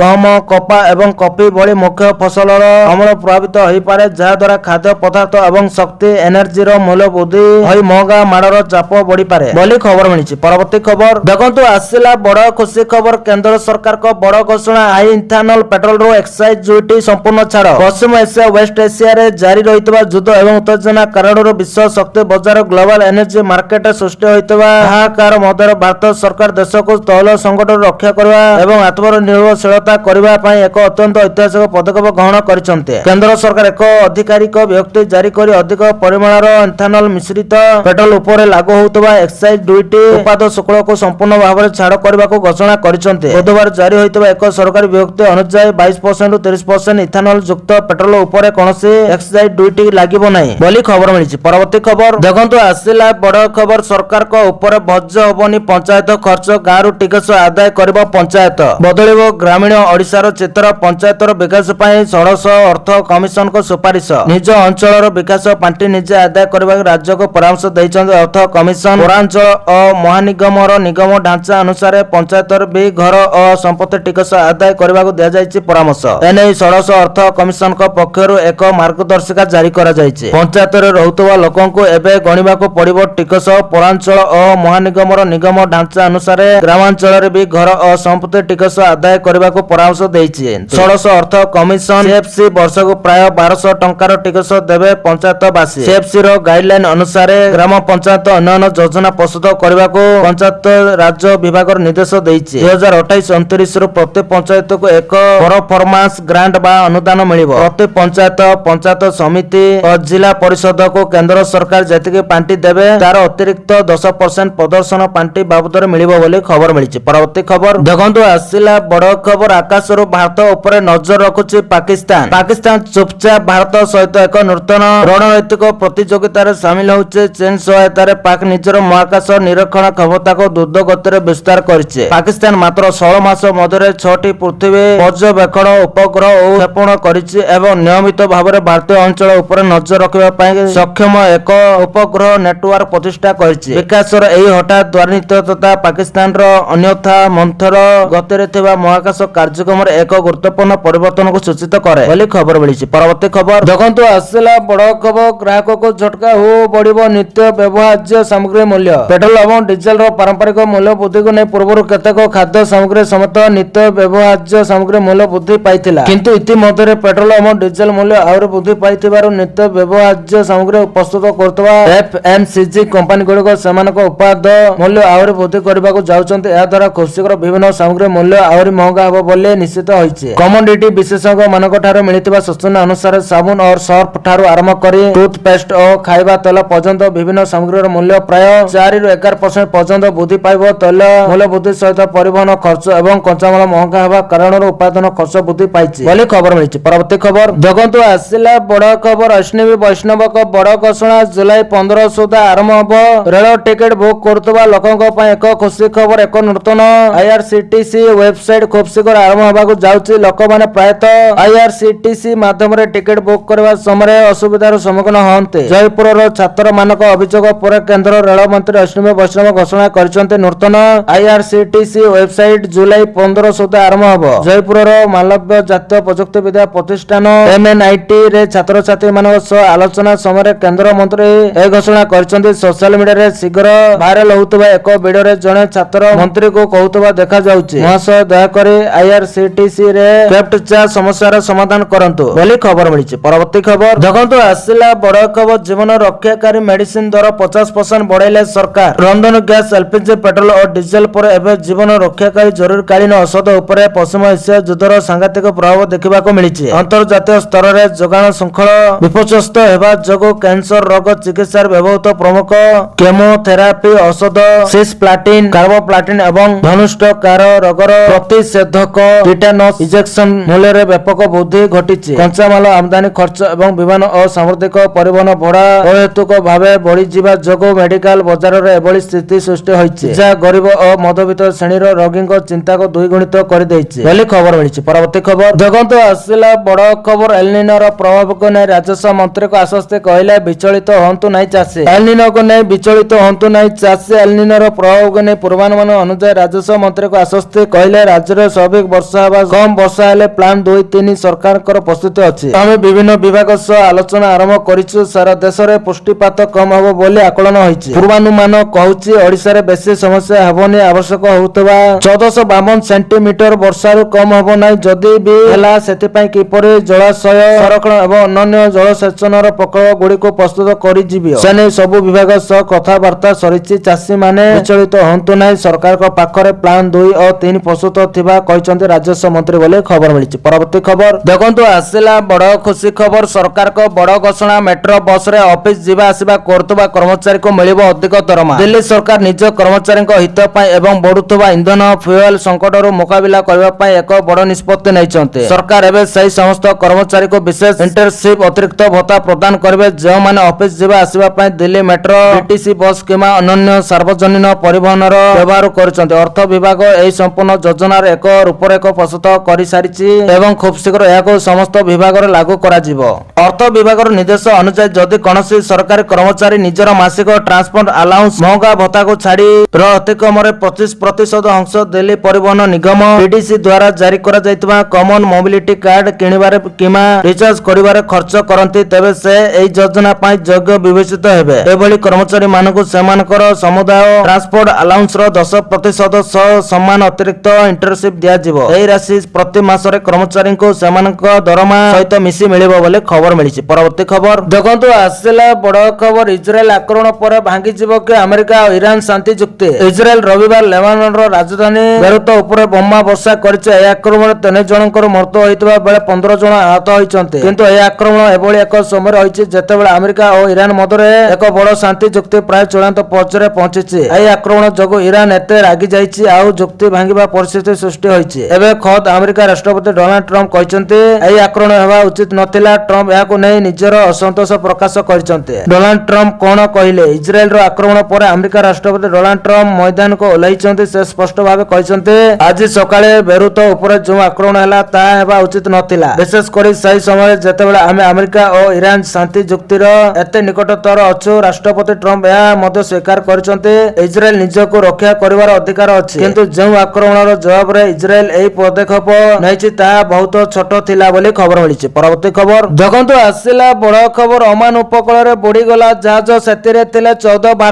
ଭାରତର ବେଳା ଭଲ ନାହିଁ ପୁଣି ଥର ଭାରତ ପାଇଁ ଆସିଲା ଦୁଃଖଦ ଖବର ଓମାନ ଉପକୂଳ ନିକଟ ସମୁଦ୍ର ଏକ ଭାରତୀୟ ଜାହାଜ ବୁଡ଼ିଗଲା ଯେଉଁଥିରେ 14 ଭାରତୀୟ ଥିଲେ ଆମେରିକା ନୌସେନା ଠାରୁ ମିଳିଥିବା ସୂଚନା ଅନୁଯାୟୀ 2024 ଜୁନ 14 ତାରିଖରେ ରସ୍ ହଲ୍ ହ୍ରଦରୁ ପ୍ରାୟ 80 ସମୁଦ୍ର ମାଇଲ ଦୂରରେ ଏମଏସବି ବିରାଟ ଏକ ନାମକ ଏକ ମାଲବାହୀ ଜାହାଜ ବୁଡ଼ିବାକୁ ଲାଗିଲା ଏଥିରେ 14 ଜଣ ଭାରତୀୟ ନାଗରିକ ଥିଲେ ଏ ସମ୍ପର୍କରେ ଖବର ପାଇ ଭାରତୀୟ ନୌସେନା ତୁରନ୍ତ ନିଜର ଯୁଦ୍ଧ ଜାହାଜ ଗୁଡ଼ିକୁ ସେହି ଦିଗକୁ ମୋଡ଼ିବା ପାଇଁ ପରାମର୍ଶ ଦେଇଥିଲା ସୂଚନା ପାଇବା ପରେ ସେହି ପାଖ ଦେଇ ଯାଉଥିବା ବାଣିଜ୍ୟିକ ଜାହାଜ ଏମବି ଜବଲ ଅଲି ନୌ ସାହାଯ୍ୟ କରିବା ପାଇଁ ଦ୍ରୁତଗତିରେ ଆଗକୁ ଆସିଥିଲା ସେତେବେଳକୁ ସେଠାରେ ପହଞ୍ଚି ଯାଇଥିଲା ଆମେରିକା ନୌସେନାର P8 ବିମାନ ଆଉ ଭାରତକୁ ଉଦ୍ଧାର କରିବା ପାଇଁ ଲାଇଫ୍ ରାଫ୍ଟ ଉଦ୍ଧାରକାରୀ ଡଙ୍ଗା ପକାଇ ଦେଇଥିଲା। ଭାରତୀୟ ନାବିକ ମାନେ ସେଥିରେ ଚଢି ଉପରକୁ ଆସିଥିଲେ। ଆଶ୍ୱାସନାର ବିଷୟ ହେଉଛି ଜାହାଜରୁ ମିଳିଥିବା ସୂଚନା ଅନୁଯାୟୀ ସମସ୍ତ 14 ଜଣ ଭାରତୀୟଙ୍କୁ ସୁରକ୍ଷିତ ଉଦ୍ଧାର କରାଯାଇଛି ବୋଲି ଖବର ମିଳିଛି। ପରବର୍ତ୍ତୀ ଖବର ଦେଖନ୍ତୁ ଆସିଲା ବଡ ଖବର। ବିଶ୍ୱର ପ୍ରଥମ ଟ୍ରିଲିୟନିୟର ହେଲେ ଇଲନ ମସ୍କ। ଟେସ୍ଲା ତଥା ସ୍ପେସଏକ୍ସ କମ୍ପାନୀର ପ୍ରତିଷ୍ଠାତା ତଥା ସିଇଓ ଇଲନ ମସ୍କ ଇତିହାସ ରଚିଛନ୍ତି। ସ୍ପେସଏକ୍ସର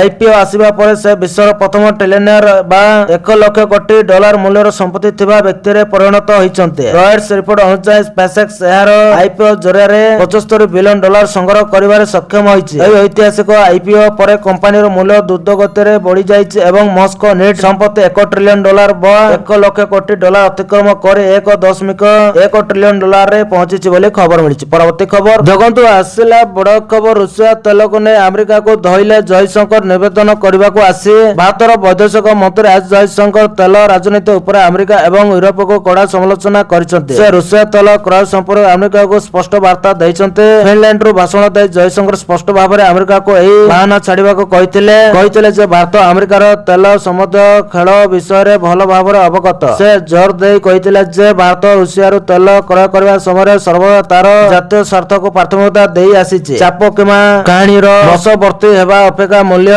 ଏବଂ ଉପଲବ୍ଧତା ଉପରେ ଆଧାର କରି ନିଷ୍ପତ୍ତି ନେଇଛି। ସେ ସମସ୍ତଙ୍କୁ ମନେ ପକାଇ ଦେଇଛନ୍ତି ଯେ ରୁଷିଆ ତେଲ କ୍ରୟ ଯାହା ଏବେ ପ୍ରଶ୍ନ କରାଯାଉଛି ଏହା ଆମେରିକା ଥରେ ଭାରତକୁ କରିବାକୁ ଅନୁରୋଧ କରିଥିଲା। ଚେତାବନୀ ଦେଇଥିଲା ଯେ ଅନ୍ୟଥା ବଜାର ବିପର୍ଯ୍ୟୟର ସମ୍ମୁଖୀନ ହେବ। ବିଶ୍ୱ ତେଲ ବଜାରକୁ ସ୍ଥିର କରିବାରେ ସାହାଯ୍ୟ କରିବା ପାଇଁ ଆମେରିକା ବିଶେଷ ଭାବରେ ରୁଷିଆ ତେଲ କିଣିବାକୁ ଭାରତକୁ ଅନୁରୋଧ କରିଥିଲା ବୋଲି ଖବର ମିଳିଛି। ପରବର୍ତ୍ତୀ ଖବର ଦେଖନ୍ତୁ ଆସିଲା ବଡ ଖବର। ଜୁନ 30 ରୁ ବନ୍ଦ ହବ କି କାଗଜ ନୋଟ ଆସିଲା କେନ୍ଦ୍ର ସରକାରଙ୍କ ବଡ ବୟାନ। ଗତ କିଛି ଦିନ ଧରି ସୋସିଆଲ ମିଡିଆରେ ଆରବିଆଇ ସମ୍ପର୍କରେ ବିଭିନ୍ନ ରିପୋର୍ଟ ଭାଇରାଲ ହେଉଛି। ଏପରି ଏକ ରିପୋର୍ଟରେ ଦାବି କରାଯାଇଛି ଯେ ଆରବିଆଇ ଖୁବ୍ ଶୀଘ୍ର କାଗଜ ମୁଦ୍ରାକୁ ନିଷିଦ୍ଧ କରିବାକୁ ଯାଉଛି ଏବଂ ଭାରତର ଏହାକୁ ପ୍ଲାଷ୍ଟିକ ନୋଟ ସହିତ ବଦଳାଇବାକୁ ଯାଉଛି। ଯଦିଓ ସରକାର ଏପର୍ଯ୍ୟନ୍ତ ଏହା କେବେ ହୋଇପାରେ ସେ ବିଷୟରେ କୌଣସି ସରକାରୀ ଘୋଷଣା କରିନାହାନ୍ତି, ତଥାପି ଏହି ନିଷେଧ ପାଇଁ ନିର୍ଦ୍ଦିଷ୍ଟ ତାରିଖ ସୋସିଆଲ ମିଡିଆରେ ପ୍ରକାଶ ପାଇଛି ଯାହା ବ୍ୟବହାରକାରୀଙ୍କ ମଧ୍ୟରେ ଯଥେଷ୍ଟ ଉତ୍ତେଜନା ସୃଷ୍ଟି କରିଛି। ସୋସିଆଲ ମିଡିଆରେ ଏକ ରିପୋର୍ଟ ଦ୍ରୁତଗତିରେ ଭାଇରାଲ ହେଉଛି ଯେଉଁଥିରେ ଦାବି କରାଯାଉଛି ଯେ ଆରବିଆଇ ଜୁନ 30 ତାରିଖରୁ କାଗଜ ମୁଦ୍ରାକୁ ନିଷିଦ୍ଧ କରିବାକୁ ଯାଉଛି ଏବଂ ସେହି ତାରିଖରୁ ଏହାକୁ ପ୍ଲାଷ୍ଟିକ ମୁଦ୍ରା ସହିତ ବଦଳାଯିବ। ଏହି ଖବର ଜନସାଧାରଣଙ୍କ ମଧ୍ୟରେ ବହୁତ ଆତଙ୍କ ସୃଷ୍ଟି କରିଥିଲା ଯାହା ଅନେକଙ୍କୁ 2016 ର ବିମୁଦ୍ରାକରଣର ମନେ ପକାଇ ଦେଇଥିଲା। ତଥାପି ଏହି ପୋଷ୍ଟ ଭାଇରାଲ ହେବା ପରେ ସରକାର ଏବେ ଏକ ପ୍ରତିକ୍ରିୟା ଜାରି କରିଛନ୍ତି। ଏହି ଭିଡିଓଟି ସରକାରଙ୍କ ଅଧିକୃତ ସଂସ୍ଥା PIB ର ଅଫିସିଆଲ ଏକ୍ସ ଆକାଉଣ୍ଟ ମାଧ୍ୟମରେ ସେୟାର କରାଯାଇଛି ଯାହା ଏହାକୁ ସମ୍ପୂର୍ଣ୍ଣ ନକଲି ଘୋଷଣା କରିଛି। ତଥ୍ୟ ସ୍ପଷ୍ଟ କରି ଏଜେନ୍ସି କହିଛି ଏହି ଦାବି ସମ୍ପୂର୍ଣ୍ଣ ନକଲି। ଆରବିଆଇ ଅନୁଯାୟୀ ଜୁନ 30 ସୁଦ୍ଧା କାଗଜ ମୁଦ୍ରା ପ୍ରତ୍ୟାହାର କିମ୍ବା ଏହାକୁ ପ୍ଲାଷ୍ଟିକ ନୋଟ ସହିତ ବଦଳାଇବାର କୌଣସି ଯୋଜନା ନାହିଁ ବୋଲି ଖବର ମିଳିଛି। ପରବର୍ତ୍ତୀ ଖବର ଦେଖନ୍ତୁ ଆସିଲା ବଡ ଖବର। କନ୍ଦାଇବ ପିଆଜ ଚାଷୀମାନଙ୍କୁ ଆଶ୍ୱସ୍ତି କିନ୍ତୁ ରୋଷେଇ ଘରର ବଜେଟ କରିବ ଅସ୍ତବ୍ୟସ୍ତ। ସାରା ଦେଶରେ ଲୋକମାନେ ମୁଦ୍ରାସ୍ଫୀତିର ପ୍ରଭାବ ସହିତ ସଂଘର୍ଷ କରୁଛନ୍ତି। ଭାରତର ଖୁଚୁରା ମୁଦ୍ରାସ୍ଫୀତି ସମ୍ପତ୍ତି 3.93% କୁ ବୃଦ୍ଧି ପାଇଛି ଯାହା ସାଧାରଣ ଲୋକଙ୍କ ପାଇଁ ପରିବାର ବଜେଟକୁ ବାଧାପ୍ରାପ୍ତ କରିଛି। ଏହି ସମୟରେ ପିଆଜ ଏକ ରୋଷେଇ ଘରର ମୁଖ୍ୟ ଖାଦ୍ୟ ଯାହା ପନିପରିବାର ସ୍ୱାଦ ବୃଦ୍ଧି କରେ ତାହା ମଧ୍ୟ ଲୋକଙ୍କ ଆଖିରେ ଲୁହ ଆଣିବାକୁ ପ୍ରସ୍ତୁତ। ରିପୋର୍ଟ ଗୁଡିକ ସୂଚାଇଛି ଯେ ପିଆଜର ମୂଲ୍ୟ ଖୁବ୍ ଶୀଘ୍ର ବୃଦ୍ଧି ପାଇବାରେ କାରଣ ସରକାର ଚାଷୀଙ୍କ ଠାରୁ ପିଆଜ କିଣୁଥିବା କ୍ରୟ ମୂଲ୍ୟ ବୃଦ୍ଧି କରିବାକୁ ନିଷ୍ପତ୍ତି ନେଇଛନ୍ତି। ପ୍ରକୃତରେ ସରକାର ଚାଷୀଙ୍କ ଆୟ ବୃଦ୍ଧି ପାଇଁ ଏହାର ବଫର ଷ୍ଟକ୍ କାର୍ଯ୍ୟକ୍ରମ ଅଧୀନରେ ପିଆଜ କ୍ରୟ ମୂଲ୍ୟକୁ କିଲୋଗ୍ରାମ ପିଛା 15.80 ଟଙ୍କାରୁ 16.50 ଟଙ୍କାକୁ ବୃଦ୍ଧି କରିଛନ୍ତି। ଏହି ନୂତନ ଦର ଶନିବାର ଠାରୁ କାର୍ଯ୍ୟକାରୀ ହୋଇଛି। କ୍ରୟ ମୂଲ୍ୟ ବୃଦ୍ଧି ସହିତ ପିଆଜ ବିକ୍ରୟ ମୂଲ୍ୟ ମଧ୍ୟ ଶୀଘ୍ର ବୃଦ୍ଧି ପାଇବ। ଅନିବାର୍ଯ୍ୟ ଗ୍ରାହକ ମାନଙ୍କୁ ଏବେ ବଜାରରେ ପିଆଜ ପାଇଁ ଯଥେଷ୍ଟ ଅଧିକ ମୂଲ୍ୟ ଦେବାକୁ ପଡିବ ବୋଲି ଖବର ମିଳିଛି। ପରବର୍ତ୍ତୀ ଖବର ଦେଖନ୍ତୁ ଆସିଲା ବଡ ଖୁସି ଖବର। କେନ୍ଦ୍ରୀୟ କର୍ମଚାରୀଙ୍କ ପାଇଁ ବଡ ଖବର। ଜୁଲାଇରୁ ବଢିପାରେ ଦରମା ଓ ମହଙ୍ଗା ଭତ୍ତା। କେନ୍ଦ୍ର ସରକାରୀ କର୍ମଚାରୀଙ୍କ ପାଇଁ ଏକ ଖୁସି ଖବର। ସରକାର ଖୁବ୍ ଶୀଘ୍ର କର୍ମଚାରୀଙ୍କ ଦରମା ବୃଦ୍ଧି ନେଇ ଏକ ବଡ ନିଷ୍ପତ୍ତି ନେଇପାରନ୍ତି। ଆଶା କରାଯାଉଛି ଯେ ଜୁଲାଇ ମାସରୁ କେନ୍ଦ୍ରୀୟ କର୍ମଚାରୀଙ୍କ ବ୍ୟାଙ୍କ ଆକାଉଣ୍ଟକୁ ବର୍ଦ୍ଧିତ ଦରମା ଆସିପାରେ। ଲକ୍ଷ ଲକ୍ଷ କେନ୍ଦ୍ରୀୟ କର୍ମଚାରୀ ଏବଂ ପେନସନଭୋଗୀ ବର୍ତ୍ତମାନ ଅଷ୍ଟମ ବେତନ କମିଶନକୁ ଚାହିଁ ରହିଛନ୍ତି। କର୍ମଚାରୀ ସଂଘ ଗୁଡିକ ଫିଟମେଣ୍ଟ ଫ୍ୟାକ୍ଟର ବୃଦ୍ଧି ଏବଂ ସର୍ବନିମ୍ନ ମୌଳିକ ଦରମା ବଢାଇବାକୁ ଦାବି କରୁଛନ୍ତି। ଏହି ସମୟରେ ମହଙ୍ଗା ଭତ୍ତାକୁ ନେଇ ମଧ୍ୟ ଏକ ବଡ ଅପଡେଟ ସାମନାକୁ ଆସିଛି। ଅଲ ଇଣ୍ଡିଆ କନଜ୍ୟୁମର ପ୍ରାଇସ ଇଣ୍ଡେକ୍ସର 17ତମ ତଥ୍ୟ ଅନୁଯାୟୀ ଜୁଲାଇ ମାସରେ ମହଙ୍ଗା ଭତ୍ତା 3% ବୃଦ୍ଧି ହେବାର ସମ୍ଭାବନା ରହିଛି। ଚଳିତ ବର୍ଷ ମାର୍ଚ୍ଚରେ ଏହି ସୂଚକାଙ୍କ 149.1 ଥିବାବେଳେ ଏପ୍ରିଲରେ ଏହା 149.9 କୁ ବୃଦ୍ଧି ପାଇଛି। ଶିଳ୍ପ ଶ୍ରମିକଙ୍କ ପାଇଁ ଖୁଚୁରା ମୁଦ୍ରାସ୍ଫୀତି ହାର ମଧ୍ୟ 4.27% ରୁ 4.44% କୁ ବଢିଛି। ବର୍ତ୍ତମାନ କେନ୍ଦ୍ର କର୍ମଚାରୀଙ୍କ ମହଙ୍ଗା ଭତ୍ତା 60% ରହିଛି। ଯଦି ସରକାର 3% ବୃଦ୍ଧି କରନ୍ତି ତେବେ ତେବେ ଏହା 63% ପହଞ୍ଚିବା ସରକାର ବର୍ଷକୁ 2 ଥର ମହଙ୍ଗା ଭତ୍ତା ବଢାଇଥାନ୍ତି ବୋଲି ଖବର ମିଳିଛି। ପରବର୍ତ୍ତୀ ଖବର ଦେଖନ୍ତୁ, ଆସିଲା ବଡ଼ ଖୁସି ଖବର। ସବୁଦ୍ୱାରା ପଞ୍ଚମ କିସ୍ତି ଟଙ୍କା କେବେ ଆସିବ ନୋଟ୍ କରନ୍ତୁ ତାରିଖ। ଏମାନେ ପାଇବେ 5,000 ଟଙ୍କା। ତେବେ ପଞ୍ଚମ କିସ୍ତି ଟଙ୍କା କେବେ ଆସିବ, କେଉଁମାନେ ପାଇବେ? ସମସ୍ତ ଯୋଗ୍ୟ ହିତାଧିକାରୀଙ୍କ ନିକଟରେ ସବୁଦ୍ୱାରା ଯୋଜନା ଟଙ୍କା ପହଞ୍ଚାଇବା ନେଇ ପୂର୍ବରୁ ବି ଘୋଷଣା କରିସାରିଛନ୍ତି ରାଜ୍ୟ ସରକାର। ବର୍ଷକୁ 2ଟି କିସ୍ତିରେ ସବୁଦ୍ୱାରା ଟଙ୍କା ପଠାଉଛନ୍ତି ରାଜ୍ୟ ସରକାର। ଗୋଟିଏ କିସ୍ତି ମହିଳା ଦିବସ ଓ ଅନ୍ୟଟି ରାକ୍ଷୀ ପୂର୍ଣ୍ଣିମା ଦିନ ଆସୁଛି। ତେବେ ଆସନ୍ତା ରାକ୍ଷୀ ପୂର୍ଣ୍ଣିମାରେ ସବୁଦ୍ୱାରା ଯୋଜନାର ପଞ୍ଚମ କିସ୍ତି ଟଙ୍କା ଖାତାକୁ ଆସିବ। ପୂର୍ବରୁ 4ଟି କିସ୍ତିରେ ମୋଟ 20,000 ଟଙ୍କା ଲେଖାଏଁ ପାଇ ସାରିଛନ୍ତି ରାଜ୍ୟର 1 କୋଟିରୁ ଅଧିକ ମହିଳା। କିନ୍ତୁ ଅଯୋଗ୍ୟ ହିତାଧିକାରୀଙ୍କୁ ଏଥିରୁ ବାଦ୍ ଦେଇଛନ୍ତି ରାଜ୍ୟ ସରକାର। ପରେ ପୁଣ୍ୟ ସମୀକ୍ଷା ବେଳେ କିଛି ହିତାଧିକାରୀଙ୍କୁ ପୁଣି ଥରେ ସବୁଦ୍ୱାରା ଯୋଜନାରେ ସାମିଲ କରାଯାଇଥିଲା। ଅତି ସହଜରେ ବୁଝିବାକୁ ଗଲେ ଆସନ୍ତା ଅଗଷ୍ଟ 28 ତାରିଖରେ ପୁଣି 5,000 ଟଙ୍କା ଲେଖାଏଁ ପାଇବେ ସୁଭଦ୍ରା ହିତାଧିକାରୀ। ସମସ୍ତ ଯୋଗ୍ୟ ହିତାଧିକାରୀଙ୍କୁ ଖାତାକୁ ଯିବ 5,000 ଟଙ୍କା ବୋଲି ଖବର ମିଳିଛି। ପରବର୍ତ୍ତୀ ଖବର ଦେଖନ୍ତୁ, ଆସିଲା ବଡ଼ ଖବର। ଆତଙ୍କବାଦର ମାଲିକଙ୍କ ପାଖକୁ ପହଞ୍ଚିବ ନାହିଁ ସିନ୍ଧୁ ନଦୀର ପାଣି। ଭାରତ ଆଉ ଥରେ ଆତଙ୍କବାଦକୁ ପ୍ରଶ୍ରୟ ଦେଉଥିବା ପାକିସ୍ତାନକୁ ସିନ୍ଧୁ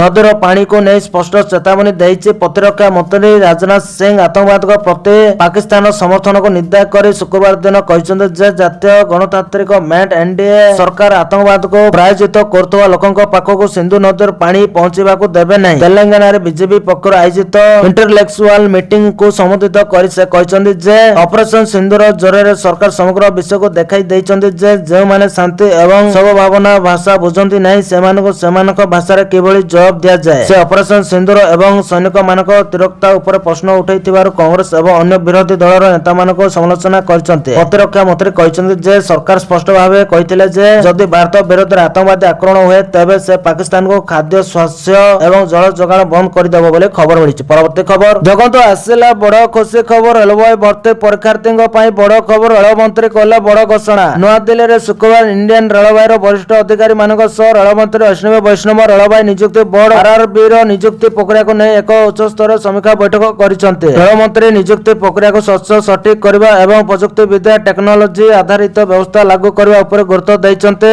ଏହି ସମୟରେ ସେ ସମସ୍ତ ବିଭାଗୀୟ ପରୀକ୍ଷାକୁ ସିବିଟି ଅର୍ଥାତ୍ କମ୍ପ୍ୟୁଟର ଆଧାରିତ ପରୀକ୍ଷା ଜରିଆରେ କରିବ ଏବଂ ଟାବଲେଟ ଆଧାରିତ ଟେଷ୍ଟିଂ ଟିବିଟି ର ପରିସର ବଢ଼ାଇବାକୁ ନିର୍ଦ୍ଦେଶ ଦେଇଛନ୍ତି। ରେଳବାଇର ସମସ୍ତ ବିଭାଗୀୟ ନିଯୁକ୍ତି ପରୀକ୍ଷା ଏବେ ସିବିଟି ମଣ୍ଡେ ହେବ। ଏହା ସହ ନିଯୁକ୍ତି ପରୀକ୍ଷା ଗୁଡ଼ିକରେ ଏବେ ଟାବଲେଟ ଆଧାରିତ ଟେଷ୍ଟିଂ ଟିବିଟି ର ପରିସରକୁ ଅଧିକ ବୃଦ୍ଧି କରାଯିବ ବୋଲି ଖବର ମିଳିଛି। ପରବର୍ତ୍ତୀ ଖବର ଦେଖନ୍ତୁ, ଆସିଲା ବଡ଼ ଖବର। ଜୁନ୍ 30 ସୁଦ୍ଧା କରିଦିଅନ୍ତୁ ଏହି ଜରୁରୀ କାମ, ନଚେତ୍ ବନ୍ଦ ହୋଇଯିବ ଗ୍ୟାସ ସବସିଡି ଏବଂ ସିଲିଣ୍ଡର ଡେଲିଭରି। ଯଦି ଆପଣ ଆପଣଙ୍କର ଗ୍ୟାସ ସିଲିଣ୍ଡରକୁ ସମୟ ମଧ୍ୟରେ ପହଞ୍ଚାଇବାକୁ ଚାହୁଁଛନ୍ତି ଏବଂ ଏଲପିଜି ସବସିଡି ଲାଭ ପାଇବାକୁ ଚାହୁଁଛନ୍ତି ତେବେ ଏହି ସୂଚନା ଆପଣଙ୍କ ପାଇଁ ଅତ୍ୟନ୍ତ ଗୁରୁତ୍ୱପୂର୍ଣ୍ଣ। ଆପଣଙ୍କ ପକ୍ଷରୁ ଏକ ସାମାନ୍ୟ ଅବହେଳା ଆପଣଙ୍କର ଗ୍ୟାସ ସିଲିଣ୍ଡର ଡେଲିଭରି ଏବଂ ସବସିଡି ଉଭୟଙ୍କୁ ଗୁରୁତ୍ୱପୂର୍ଣ୍ଣ ଭାବରେ ପ୍ରଭାବିତ କରିପାରେ। ଯଦି ଆପଣ ଏପର୍ଯ୍ୟନ୍ତ ଆପଣଙ୍କର ଇକ୍ୱାଇସି ସମାପ୍ତ କରିନାହାନ୍ତି ତେବେ ଯଥେଷ୍ଟ ଅସୁବିଧାର ସମ୍ମୁଖୀନ ହେବାକୁ ରକ୍ଷା ପାଇବା ପାଇଁ ଯଥାଶୀଘ୍ର ଏହାକୁ କରନ୍ତୁ। ସରକାରଙ୍କ ନୂତନ ନିୟମ ଅନୁଯାୟୀ 1 ଜୁଲାଇରୁ ଯେଉଁ ଉପଭୋକ୍ତା ମାନେ ଇକ୍ୱାଇସି ପୂରଣ କରିନାହାନ୍ତି ସେମାନେ ଏଲପିଜି ସିଲିଣ୍ଡର ସବସିଡି ପାଇବେ ନାହିଁ। ଏହି ନିୟମ ପ୍ରଧାନମନ୍ତ୍ରୀ ଉଜ୍ଜ୍ୱଳା ଯୋଜନାର ହିତାଧିକାରୀ ମାନଙ୍କ ସହିତ ଅନ୍ୟ ଉପଭୋକ୍ତାଙ୍କ ପାଇଁ ମଧ୍ୟ ପ୍ରଯୁଜ୍ୟ। ଏହି ତାରିଖ ସୁଦ୍ଧା ଯାଞ୍ଚ ସମାପ୍ତ କରନ୍ତୁ। ପେଟ୍ରୋଲିୟମ ଏବଂ ପ୍ରାକୃତିକ ଗ୍ୟାସ ମନ୍ତ୍ରଣାଳୟର ନିର୍ଦ୍ଦେଶ ଅନୁଯାୟୀ ପ୍ରଧାନମନ୍ତ୍ରୀ ଉଜ୍ଜ୍ୱଳା ଯୋଜନା ଏବଂ ଡିବିଟିଏଲ ଯୋଜନା ଅଧୀନରେ ଅନ୍ତର୍ଭୁକ୍ତ ସମସ୍ତ ଉପଭୋକ୍ତାଙ୍କ ପାଇଁ ଜୁନ୍ 30 ସୁଦ୍ଧା ବାୟୋମେଟ୍ରିକ ଆଧାର ଯାଞ୍ଚ, ବିଶେଷ କରି ଇକ୍ୱାଇସି ସମାପ୍ତ କରିବା ବାଧ୍ୟତାମୂଳକ। ନିର୍ଦ୍ଧାରିତ ସମୟସୀମା ମଧ୍ୟରେ ଇକ୍ୱାଇସି ପ୍ରକ୍ରିୟା ସମାପ୍ତ କରିବାରେ ବିଫଳ ହେଲେ ଆପଣଙ୍କର ଏଲପିଜି ସବସିଡି ସଙ୍ଗୀତ କିମ୍ବା ସ୍ଥାୟୀ ଭାବରେ ବନ୍ଦ ହୋଇପାରେ। ହେଲେ ଯଦି ଜଣେ ବ୍ୟକ୍ତି ଜୁନ୍ 30 ପରେ ଇକ୍ୱାଇସି ପୂରଣ କରନ୍ତି ତେବେ ସେ ଭବିଷ୍ୟତରେ ଗ୍ୟାସ ବୁକିଂରେ ସବସିଡି ଲାଭ ପାଇପାରିବେ। କିନ୍ତୁ ଦୟାକରି ଧ୍ୟାନ ଦିଅନ୍ତୁ, ଯେଉଁ ସମୟ ମଧ୍ୟରେ ଇକ୍ୱାଇସି ପୂରଣ ହୋଇନାହିଁ ସେହି ସମୟର ବକେୟା ସବସିଡି ପ୍ରଦାନ କରାଯିବ ନାହିଁ ବୋଲି ଖବର ମିଳିଛି। ତ ଦର୍ଶକ ବନ୍ଧୁ, ଏ ଥିଲା ଆଜି ସକାଳର କେତୋଟି ଗୁରୁତ୍ୱପୂର୍ଣ୍ଣ ଖବର। ଯଦି ଭିଡ଼ିଓଟି ଭଲ ଲାଗିଛି ଲାଇକ୍ କରିବା ସହିତ ଆମ ଚ୍ୟାନେଲକୁ ସବସ୍କ୍ରାଇବ କରନ୍ତୁ ଆଉ ଭିଡ଼ିଓକୁ ସେୟାର କରନ୍ତୁ। ଭିଡ଼ିଓଟି ସମ୍ପୂର୍ଣ୍ଣ ଦେଖିଥିବାରୁ ଆପଣମାନଙ୍କୁ ବହୁତ ବହୁତ ଧନ୍ୟବାଦ।